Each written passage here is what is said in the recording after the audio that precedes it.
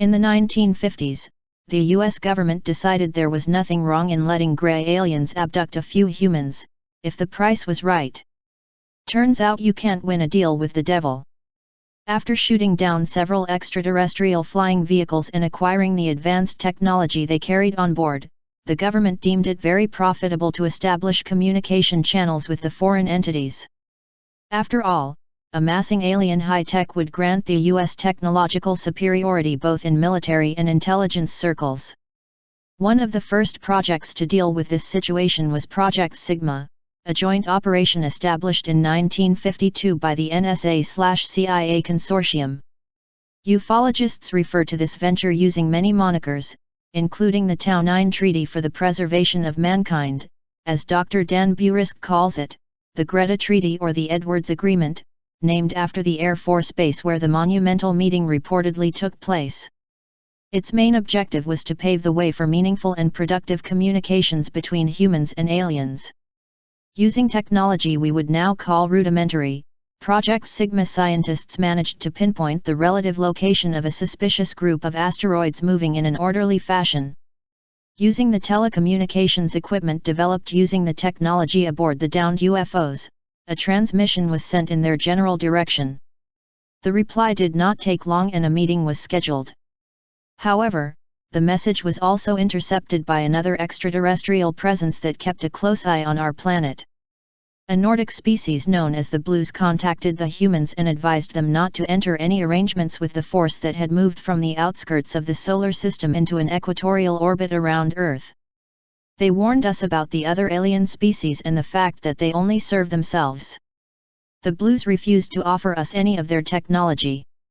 Instead, the Blues offered to support us in our spiritual development but asked something in return, that mankind collectively dismantled their nuclear arsenal. As a young species, they said, we were not qualified to wield such power of our own making and even less capable to act responsibly if given alien military technology. We would only use it to bring destruction upon ourselves.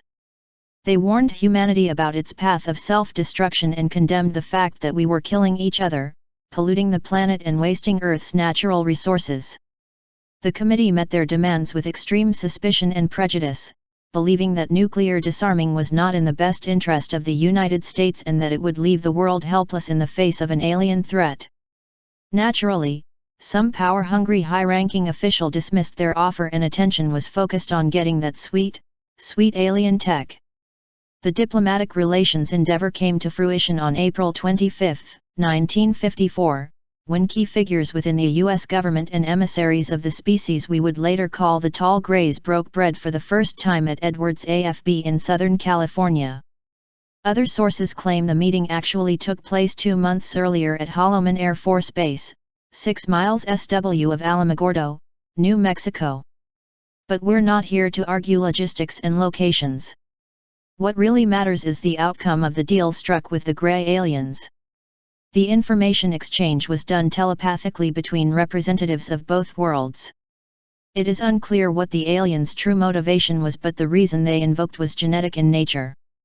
The Greys revealed to their human counterparts that their DNA was of suffering extreme degradation.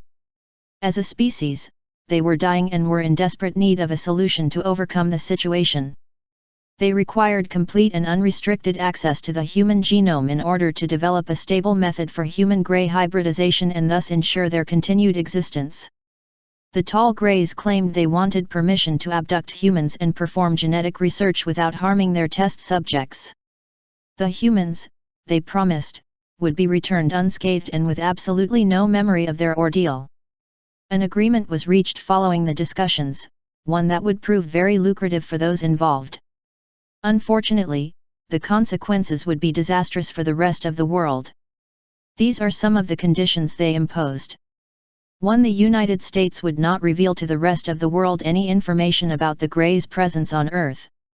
2. Extraterrestrial operations would not be hindered and interference would not be tolerated. 3. The U.S. would oversee the construction of several underground bases. The bases would be operated by both human and Grey personnel. Initially, old Atomic Energy Commission underground bases were converted into 4 working stations. When the operation began to grow in size, newer and larger facilities were built. It is unclear how many of them were constructed, but reports suggest 26 became operational in the Southwest alone. 4. The United States would allow the aliens to abduct a limited number of humans that were to be returned unharmed and with their memory wiped. 5. The aliens would decide who gets abducted, but the list would need approval from the National Security Council. 6. The aliens would provide the U.S. with advanced weaponry and assorted technology, gravitational and electromagnetic propulsion systems and mind control/alien implant technology. Conspiracy theorists claim the deal was witnessed and signed by President Dwight Eisenhower.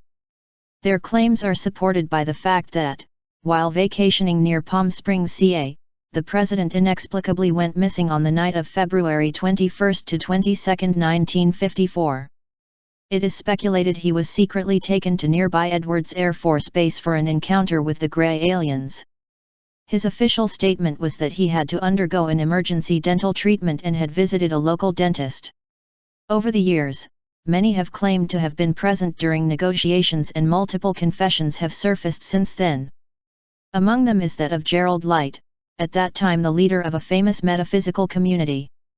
After allegedly attending the event, Light wrote, "My dear friends, I have just returned from Muroc Edwards Air Force Base.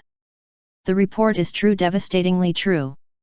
During my 2 days visit I saw 5 separate and distinct types of aircraft being studied and handled by our Air Force officials with the assistance and permission of the Etherians.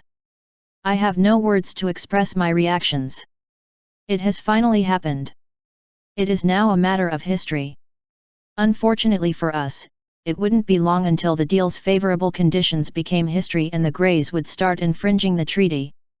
The number of abductions quickly exceeded the agreed quota, and more often than not, the experiments they performed ended badly for the unwilling human participants.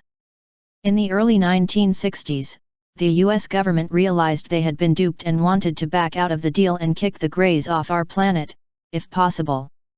What they didn't know was that the tall gray aliens had been around for quite some time and weren't too keen on going anywhere. Today, the UFO phenomenon is higher than ever, with more and more people coming forward with their admissions. Collective hallucinations inspired by the media or the harsh consequences of a bad deal struck with some shady aliens. Let us know in the comments.